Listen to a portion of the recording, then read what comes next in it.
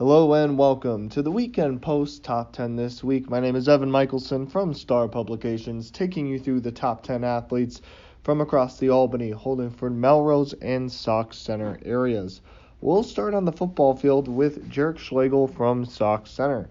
While much of the attention on Sauk Center's passing game is directed to big-bodied wide receiver Jane Newbert, another force has consistently threatened defensive game plans all season in Schlegel. The junior made several head-turning plays at Sauk Center's homecoming game on October 6th, including a 31-yard touchdown grab in the first quarter to give the Streeters a 12-0 lead. While the team ended up falling 18-12 to Pierce, Schlegel left his mark, catching 6 passes for 88 yards and recovering a fumble on defense. Next up is Jack Reeland from Albany. Reeland has established himself as a weapon for Andrew Olson and the Huskies' aerial attack to utilize. The senior made one of his biggest catches yet against the Rockford Rockets October 6th, bringing down an impressive leaping reception and getting in the end zone for a 45-yard score.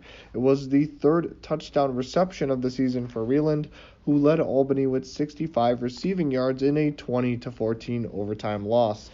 He also took 3 kickoff returns for a combined 72 yards. Moving over to volleyball, we have McKenna Holbein from Holdingford. While Holbein has been full of historical accomplishments this season, after already shattering the Holdingford single-match kills record, the senior hitter is now the program's all-time leader in kills with 795.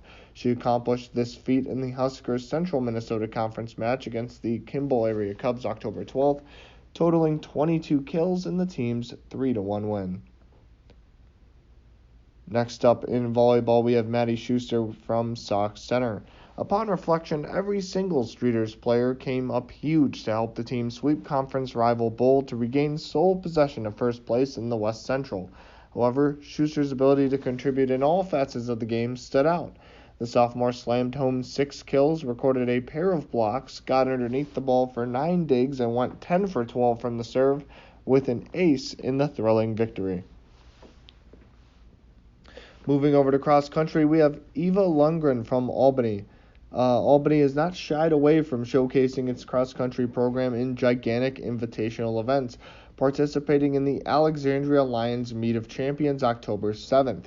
Their 11th grade performer Lundgren paced the overall Huskies girls squad, crossing the finish line at 19 minutes, 49.5 seconds for 36th place out of a staggering 168 runners.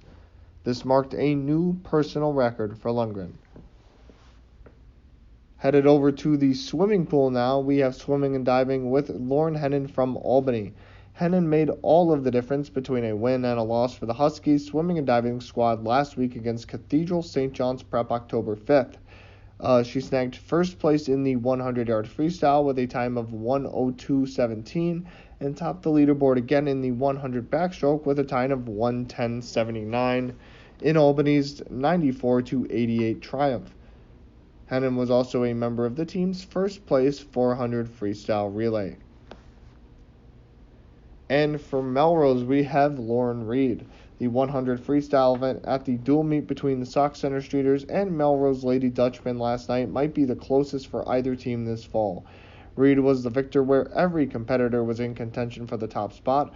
Her time of 58.3 was barely enough to reach the wall ahead of teammate Brooke Ruob's 58.44, Olivia Marsh's 58.61, teammate Michaela Zerb's 58.72, and Piper Voigt's 58.81. That's less than 1 second apart for 5 different competitors.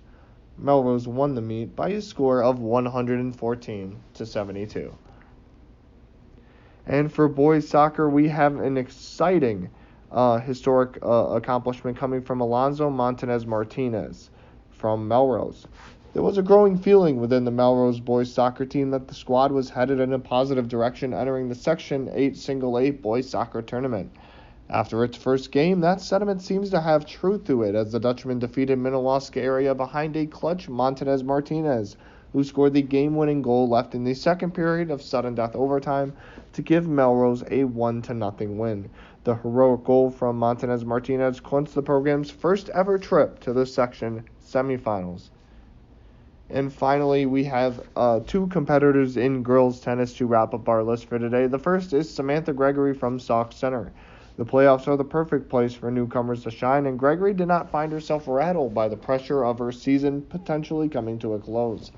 The freshman participated in one of two first-round Section 6 Single-A individual singles matchups, taking down St. John's Prep's Ari Surma by a score of 7-5, 4-6, and 6-4 to advance. While her season ended with a 6-0, 6-0 loss, Gregory was the lone streeter to pick up a playoff win. And to conclude our list for today, we have Alexis Bauman from Melrose. The individual section tournament is the final guaranteed window to make an impact before the end of the season, and Bauman, a senior, was sure not to waste it. After falling in the first set of her first-round Section 6 Single-A matchup October 11th, Bauman stormed back to seize back-to-back 6-4 wins to advance in the singles competition. She also gave second-seeded Bria Hoff-Arthur-Vosekis a tough test, winning set 1 before eventually falling 3-6 and 1-6 in sets 2 and 3, respectively. Thanks again for tuning in to this week's Weekend Post Top 10 list. My name is Evan Michelson from Star Publications, signing off.